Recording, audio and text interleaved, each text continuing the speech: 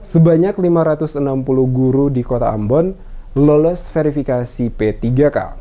Sebanyak 560 guru dinyatakan lolos verifikasi seleksi penerimaan pegawai pemerintah perjanjian kerja atau P3K. Sebelumnya sebanyak 650 guru terdaftar mengikuti seleksi penerimaan P3K yang dilakukan Pemkot Ambon. Kepala Badan Kepegawaian Sumber Daya Manusia atau BKSDM Kota Ambon, Benny Selano mengatakan, dari total 650 pelamar setelah melalui seleksi, 90 pelamar dinilai bermasalah. Rinciannya, guru dengan pendidikan diploma atau D2 dan D3, padahal persyaratan utama itu tidak menjadi seorang guru harus strata 1 atau S1.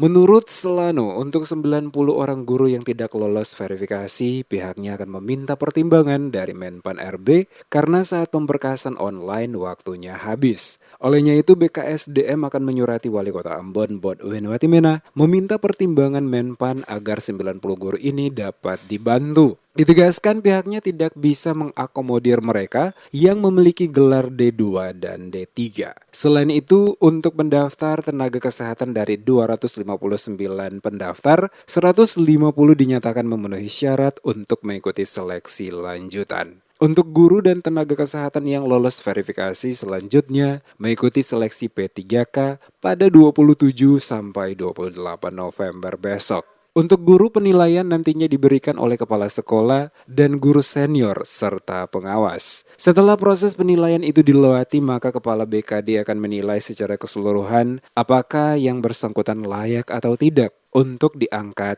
menjadi P3K. Dia meminta untuk para kepala sekolah harus objektif dalam penilaian karena sangat berdampak untuk hasil akhir. Jadi untuk tenaga guru yang memenuhi syarat untuk guru SD SMP itu jumlahnya ada 560.